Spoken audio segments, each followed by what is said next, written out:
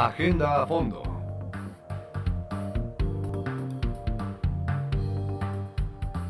¿Qué hacer con y para los viejos? Ese es el tema de hoy en nuestra Agenda a fondo. Ya estamos aquí con nuestros invitados. Acompáñanos. Agenda a fondo.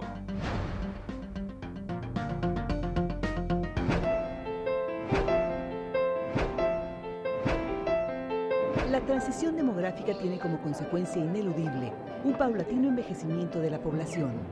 A partir del año 2010, la pirámide de población ha comenzado a invertirse, por lo que en las próximas décadas, a la vez que se irá diluyendo el llamado bono demográfico, aumentarán los segmentos de población adulta de nuestra escala poblacional.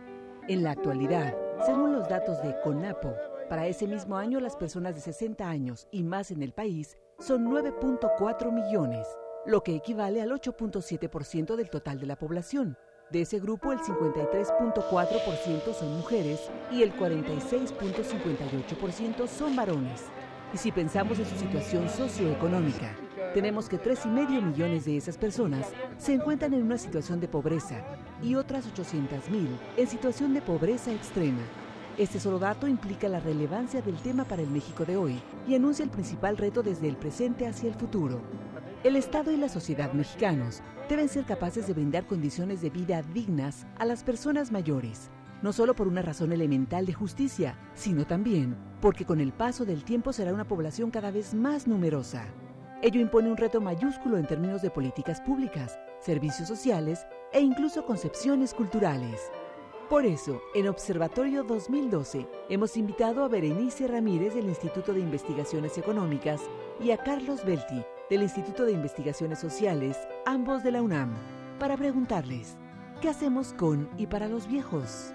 Comenzamos. Pues Berenice, Carlos, muchísimas gracias por estar con nosotros aquí en Observatorio 2012.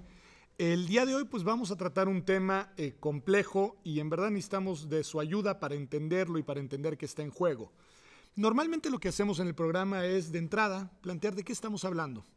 En Observatorio 2012 ya hemos hablado de la transición demográfica en el país, pensando sobre todo en la dimensión juvenil, digamos, del asunto.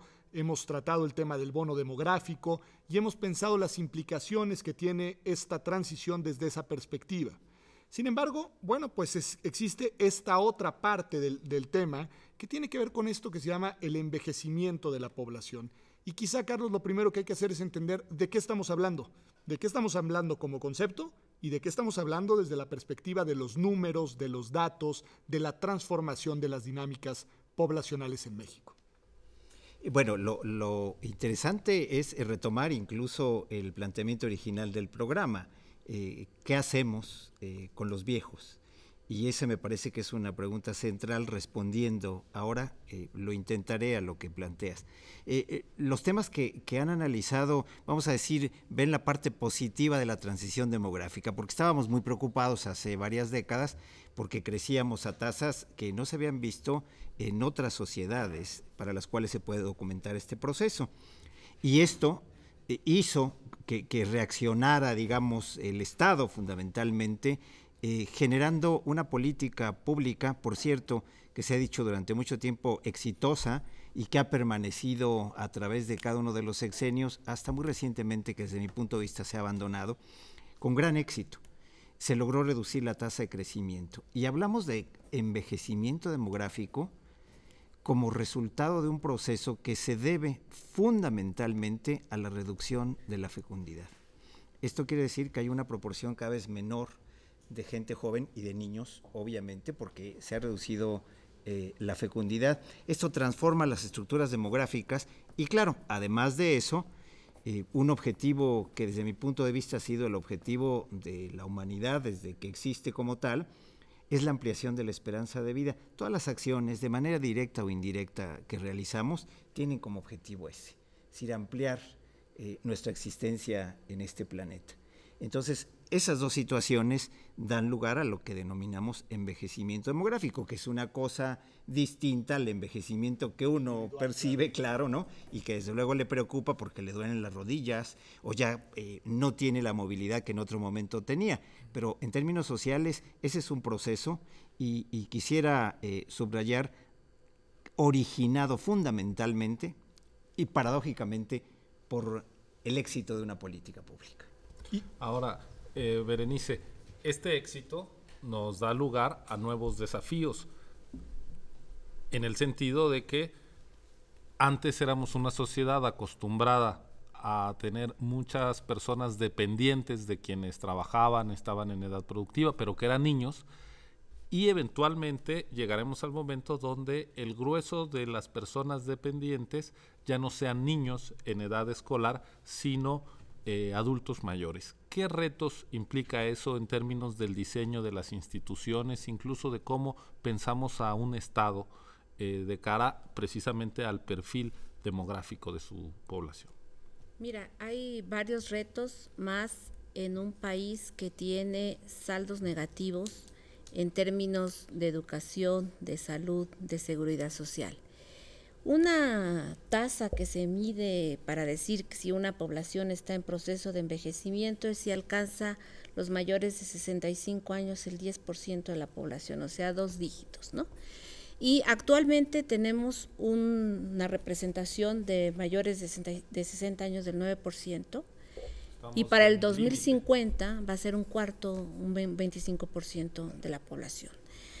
Lo señalaba Carlos en términos de los éxitos de una política, pero también lo más representativo en el caso de México es que estas proporciones de población vieja se alcanzan en otras sociedades en 150 años y México lo está haciendo mucho más rápido. Entonces, los problemas son más complejos, porque hay que transformar instituciones, hay que darles seguridad económica a los viejos, y esta seguridad económica la das si tienes un sistema de pensiones adecuado. Tienes que dar atención a la salud. Ahorita los mayores de 65 años están muriendo de diabetes, están muriendo por cuestiones de enfermedades cerebrales y de hipertensión. Entonces, son enfermedades caras para instituciones con pocos recursos.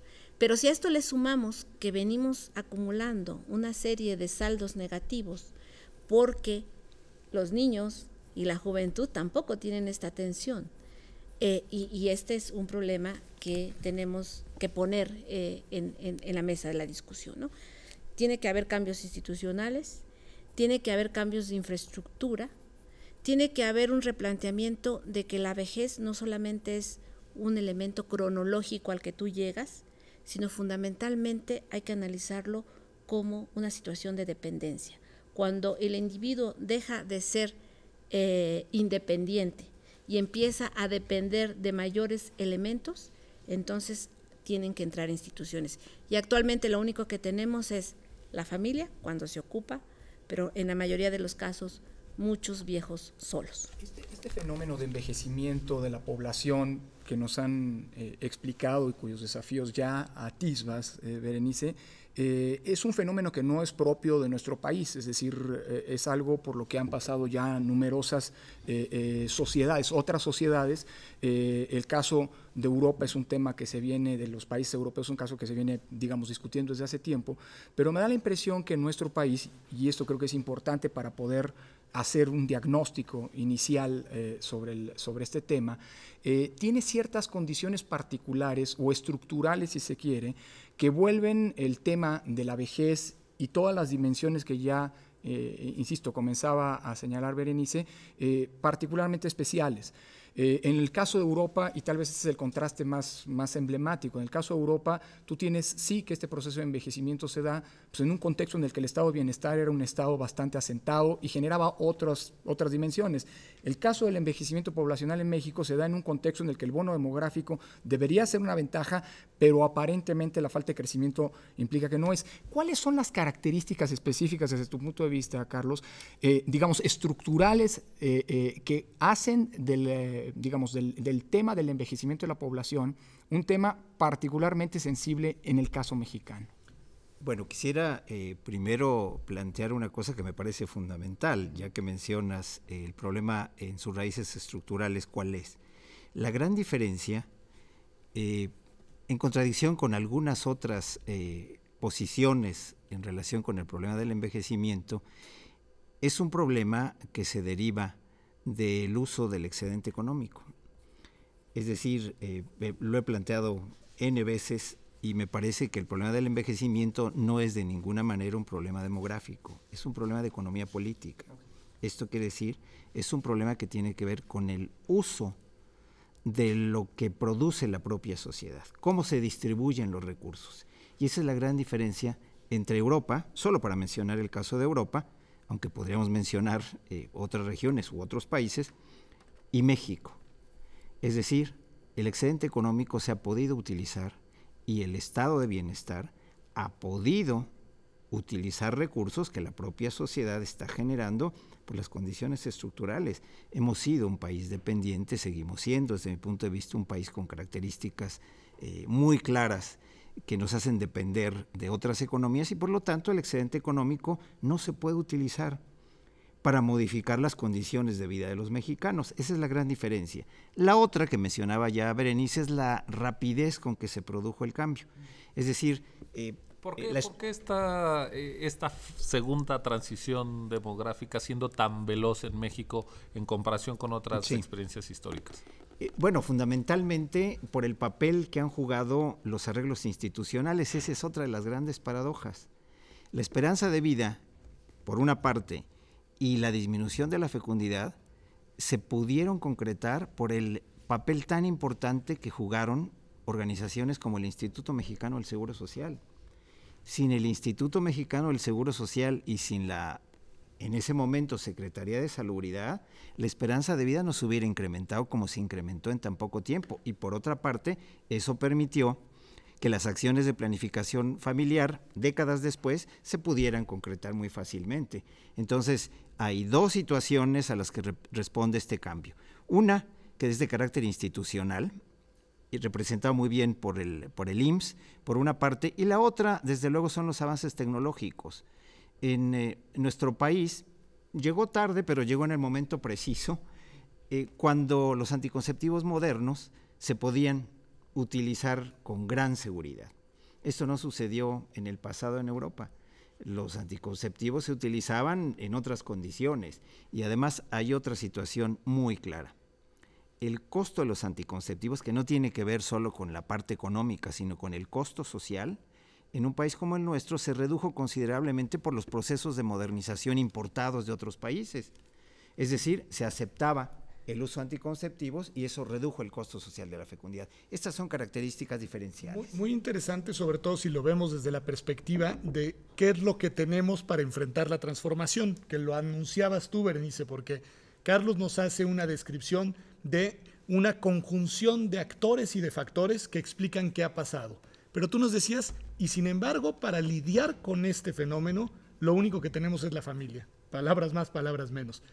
¿Por qué y qué implicaciones y transformaciones supone esta transición demográfica para esta sociedad, para esta célula social, o como la queramos llamar, que es la familia mexicana?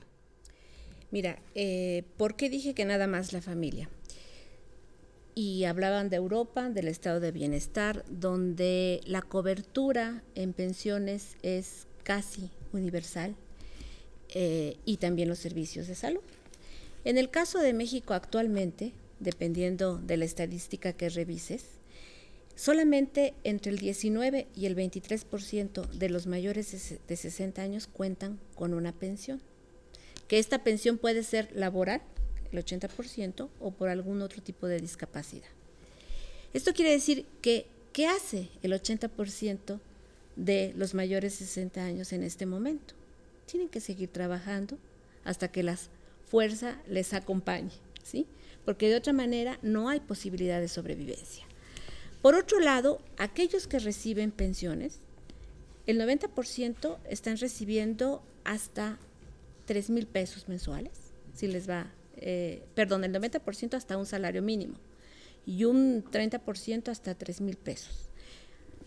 La misma distribución del ingreso que tenemos a nivel nacional se refleja en los adultos mayores. Tenemos un 0.3% que sus pensiones son altísimas, ¿no?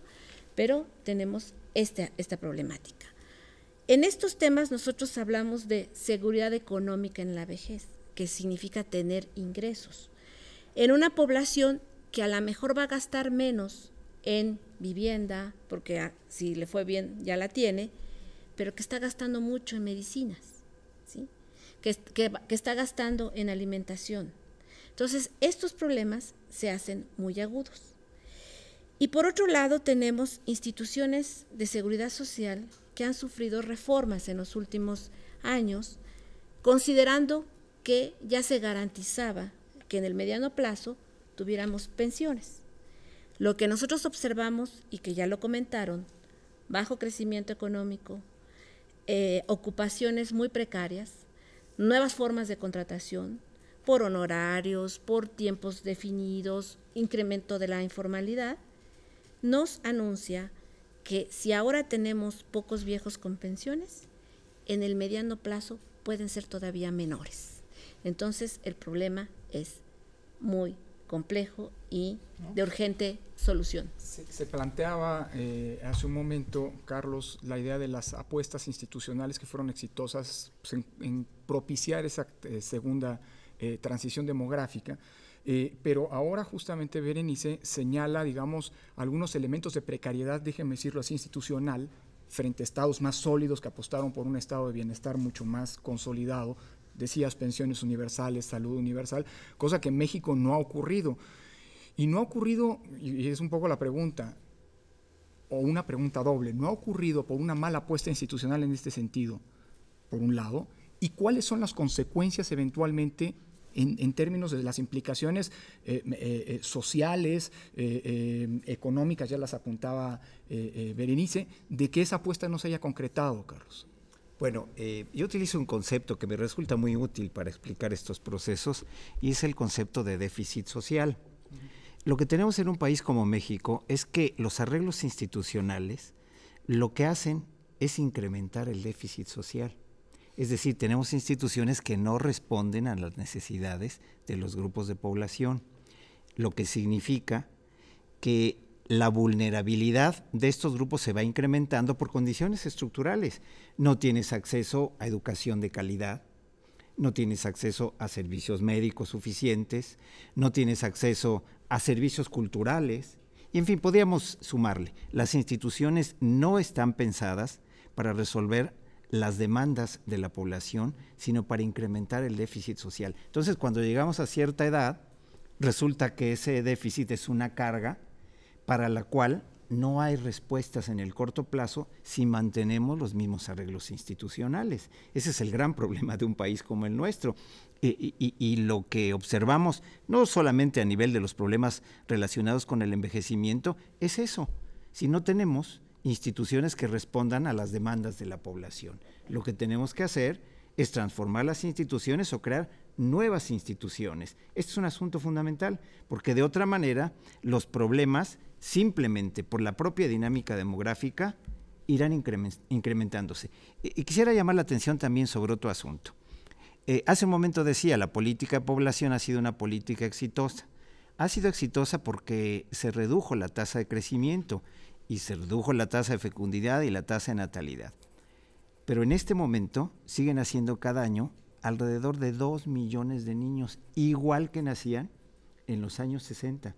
Entonces tenemos un problema de responder a las demandas de esa población, ahora con otro problema, que es responder a las demandas de los viejos, que no teníamos en el pasado. Precisamente, ustedes ya apuntan cómo vamos hacia un escenario donde se van, digamos, ampliando los desafíos precisamente por el crecimiento de las personas mayores, que como bien señalabas, es un objetivo alargar la esperanza de vida, pero también en tus trabajos he leído que subrayas la calidad de vida, que no solo se trata de estar más tiempo, sino estar en buenas condiciones.